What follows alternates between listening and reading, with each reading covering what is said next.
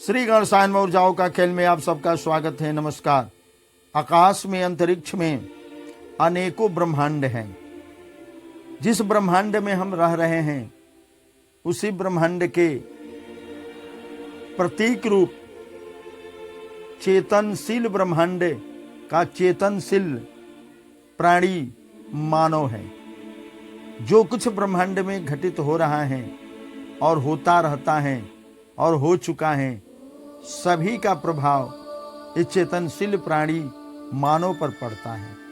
अन्य सूक्ष्म प्राणियों पर भी पड़ता है, लेकिन एक पूर्ण ब्रह्मांड में जो कुछ मिलता है वह एक मानव रूपी ब्रह्मांड में भी प्राप्त होता है। इसलिए मानव का ही जिक्र करना जायज बनता है। अतः मानव के लक्षणों और अंग प्रत्यंग के बनावटों, त्रिकाल धाराओं के गति को पहचान कर ऋषि महर्षियों ने और सामुद्रिक शास्त्र बनाने वाले विद्वानों महापुरुषों ने तथा विश्व के अन्य विद्वानों महापुरुषों ने जो ग्रंथ बनाया, हस्तरेखा विज्ञान जो बना, उन सब में भूत, भविष्य और वर्तमान की धाराओं को अध्ययन करके और यह जो क्रम चलता रहता है निरंतर और जो प्रतिदिन क्षण प्रति क्षण लौ निमेष में घटनाएं जो घटती रहती हैं ब्रह्मांड में, उससे मानव छूता नहीं है, क्योंकि ब्रह्मांड का ही एक छोटा रूप मानव पिंड है। उनका अध्ययन करके लिपिबद्ध किया गया और उस ग्रंथों का अध्ययन करके थोड़ा बहुत मैंने कुछ ज्ञान अर्जित करके मानव कल्याण के लिए देने जा रहा हूं, जिससे लोग जान करके अपना भविष्य के बारे में कुछ ज्ञात कर सकेंगे, हलचलों को जान सकेंगे। इसलिए मैं आज इन्हीं क्रम में होठ और दांत के बारे में बताने जा रहा हूं। जिन व्यक्तियों का लाल होठ होता है वह धनवान होता है। गुलाबी होठ वाला व्यक्ति बुद्धिमान होता है। मोटे होठ वाला व्यक्ति धर्मात्मा होता है। लंबे होठ वाला व्यक्ति भोगी होता है। उबड़ खाबड़ होठ वाला व्यक्ति दुखी होता है। रूखे सूखे पतले तथा कांतिहीन होठ वाले व्यक्ति निर्धन होता है। जिस स्त्री के होठ लाल तथा चिकने हो वह श्रेष्ठ होती है। जिसके होठ के बीच में रेखा दिखाई दे वह सौभाग्यशाली होती है।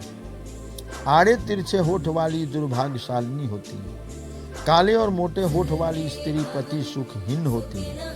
बहुत अधिक मोटे होठ वाली स्त्री कलह प्रिय होती है। ऊपर का होठ कोमल, झुका हुआ होठ चिकना तो वह सौभाग्यशाली होती है। यदि नीचे का होठ ऊपर की ओर उठा हुआ हो वह विधवा होती है। गोल तथा लालिमा हुए होठ वाली स्त्री जो है पूर्ण पति सुख प्राप्त करती है। अब मैं दांतों के बारे में बताने जा रहा हूँ। जिन व्यक्तियों के दांत सीधी रेखा में समान रूप से उठे हुए हो, चिकने हो, तो वह व्यक्ति धनवान होता है।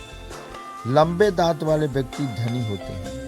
अंदर की तरफ झुकी हुई दांत वाले व्यक्ति दरिद्र होते हैं। काले उभर खाबड़ दांत वाले व्यक्ति परेशान होते हैं। 32 दांत वाले व्यक्ति भाग्यवान होते हैं। 30 दांत वाले धन के अभाव में चिंतित रहते हैं।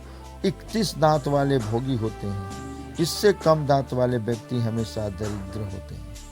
जिनके दांत धीरे धीरे उखड़ते हैं वे दीर्घजीवी होते हैं। जिस व्यक्ति के दांत एक दूसरे से अलग अलग हो वह व्यक्ति दूसरों के धन पर मौज करता है। जिन स्त्रियों के दांत नोकदार एक सीध में सफेद और आपस में मिले हुए हो वे स्त्रियां सौभाग्यशाली होती हैं। जिन स्त्रियों के ऊपर तथा नीचे 16 दांत हो तथा गौ दूध के समान श्वेत रंग के हो वे पति की अत्यंत प्रिय होती हैं। जिन स्त्रियों के दांत बहुत छोटे छोटे हो वे दुखी रहती हैं। जिनके नीचे के जबड़े में अधिक दांत हो उनको माँ का सुख नहीं मिलता है। भयंकर तथा टेढ़े मेढ़े दांत वाले स्त्री विधवा होती है। सफेद मसूड़े वाली स्त्री कुटिल होती है। मोटे और डरावने दांत वाली स्त्री कष्ट भोगने वाली होती है। यदि दांत अलग अलग हो और बीच में दूरी हो तो वह दुष्चारिणी हो सकती है।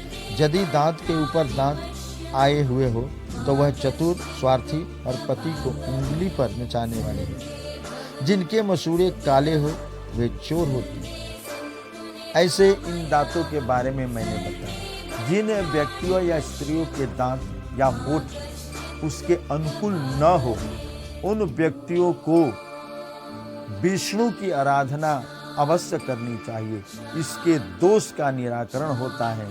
जितना विष्णु की आराधना हो उतने ही लाभ पहुंचता है। धन्यवाद।